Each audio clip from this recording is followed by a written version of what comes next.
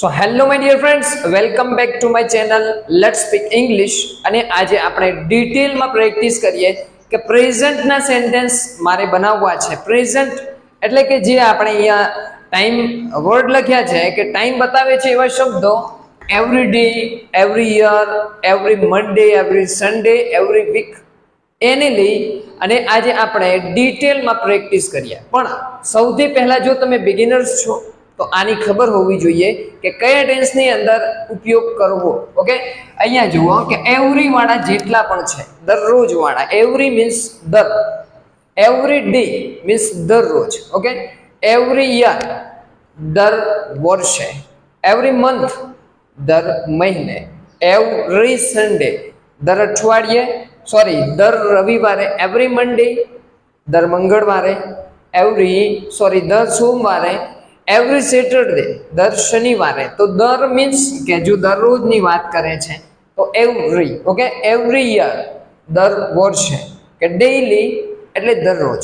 આટલા શબ્દો છે એની જોડે સેન્ટેન્સ તમારે દરરોજ ફેસ કરવા પડી શકે છે. સો આજે આપણે એની ડિટેલમાં પ્રેક્ટિસ કરીએ કે સિમ્પલી હું બોલું છું કે હું ઇંગ્લિશ બોલું છું, હું ઇંગ્લિશ બોલું છું, આઈ સ્પીક ઇંગ્લિશ. ઓકે, હું દરરોજ ઇંગ્લિશ બોલું છું, I speak English every day અથવા તો ડેઈલી, આઈ સ્પીક ઇંગ્લિશ એવરી ડે. હું દરરોજ ઇંગ્લિશ બોલું છું. તમે દરરોજ ઇંગ્લિશ બોલો છો, you speak English every day. શું આવે? You speak English every day. મારા મિત્રો દરરોજ ઇંગ્લિશ બોલે છે, my friends speak English every day. My friends speak English every day. હું ઇંગ્લિશ શીખું છું, આઈ લર્ન ઇંગ્લિશ. શું આવે? આઈ લર્ન ઇંગ્લિશ. હું ઇંગ્લિશ શીખું છું. ઓકે, મારા ટીચર મને ઇંગ્લિશ ભણાવે છે અથવા હું ઇંગ્લિશ ભણાવું છું, આઈ ટીચ ઇંગ્લિશ. શું આવે? આઈ ટીચ ઇંગ્લિશ. હું દરરોજ વહેલો ઉઠું છું, હું દરરોજ વહેલો ઉઠું છું, I wake up. I wake up early. I wake up early દરરોજ મીન્સ ડેઈલી અથવા તો every day. I wake up early એટલે કે વહેલા. I wake up early every day. હું દરરોજ વહેલો ઉઠું છું. હું દરરોજ સવારમાં વહેલો ઉઠું છું, તો I wake up early in the morning. Okay, હું વહેલો સૂઈ જાઉં છું. શું આવે? તો I go to bed early. I go to bed early અથવા તો આઈ સ્લીપ અર્લી મૂકો તોય ચાલે. I go to bed early at night. હું દરરોજ રાત્રે વહેલો સૂવું છું. તમે દરરોજ વહેલા ઉઠો છો, you wake up early in the morning every day. You wake up early તમે દરરોજ વહેલા ઉઠો છો. સવારમાં તો ઇન ધ મોર્નિંગ તમે સવારમાં નાસ્તો કરો છો, you take breakfast in the morning. શું આવે? You take breakfast in the morning. Okay, હું દરરોજ સવારમાં નાસ્તો કરું છું અથવા હું દરરોજ સવારમાં ચા પીવું છું, I drink tea in the morning every day. તમે ધ્યાન આપજો કે લાંબુ સેન્ટેન્સ છે કેવી રીતે બોલવું. I drink tea in the morning every day. હું દરરોજ સવારમાં નાસ્તો કરું છું, તો I take breakfast in the morning. Clear છે? હું દરરોજ માર્કેટ જાઉં છું, I go to market every day. મારા પપ્પા દરરોજ માર્કેટ જાય છે, my father goes to market. શું આવે? My father goes to market. હું દરરોજ ક્રિકેટ રમું છું, I play cricket every day.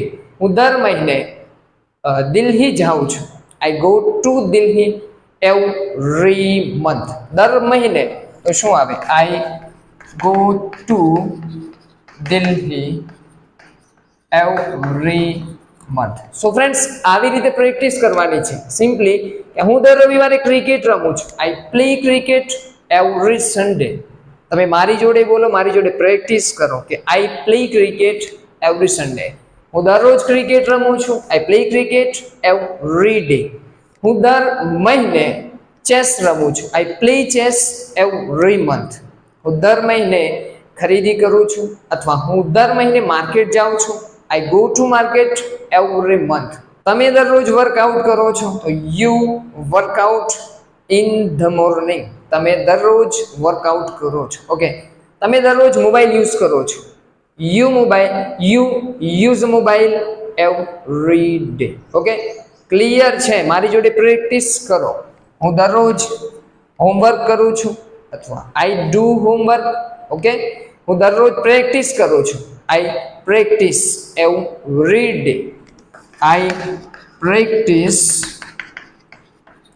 Every day. હું દરરોજ પ્રેક્ટિસ કરું છું. હું દર વર્ષે પિકનિક જાઉં છું. I go two picnic every year. I go on picnic every year. Okay, I go on picnic every year. Okay, હું દરરોજ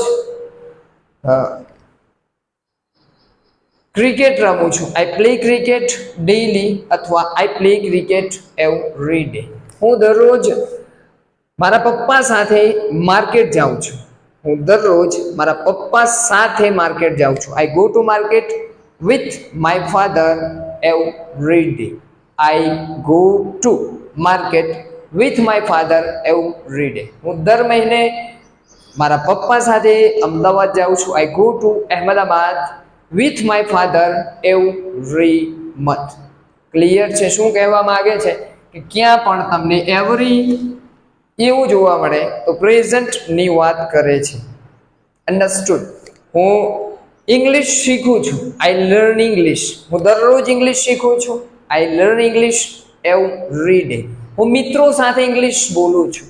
આઈ speak English with my friends. હું મારા મિત્રો સાથે ઇંગ્લિશની પ્રેક્ટિસ કરું છું. I practise English with my friend. હું મારા ટીચર સાથે ઇંગ્લિશની પ્રેક્ટિસ કરું છું. I practise English with my teacher. હું દરરોજ નવો મોબાઈલ ખરીદું છું. I buy a new mobile every day. હું દરરોજ નવો મોબાઈલ યુઝ કરું છું. I use a new mobile every day. હું દરરોજ મિત્રો સાથે ગેમ રમું છું. I play a game with my friends. હું મિત્રો સાથે ક્રિકેટ રમું છું. I play cricket with my friends. હું મારા મિત્રો વગર ક્રિકેટ રમું છું. I play cricket without my friends. હું લોકોને મદદ કરું છું. I help the પુઅર્સ. હું ગરીબોને મદદ કરું છું. Okay, I help the poor. હું તેને મદદ કરું છું. I help him. હું મારા મિત્રની મદદ કરું છું. I help my friends. હું મારા પપ્પાને મદદ કરું છું. I help my father. Clear છે? શું કહેવા માંગે છે કે I help my father. Okay, હું મારા મિત્રોને મદદ કરું છું. I help my friends. હું મારી મમ્મીને મદદ કરું છું. I help my mother. હું મારી મમ્મીની મદદ કરતો નથી. I do not help my mother. Clear છે ફ્રેન્ડ્સ?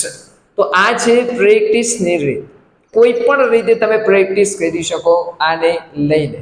દર મહિનેની વાત છે તો એવરી મંથ, દર રવિવારની વાત છે. એવરી સન્ડે હું મારા મિત્રો સાથે દર રવિવારે ક્રિકેટ રમું છું. I play cricket with my friends every Sunday. Clear છે?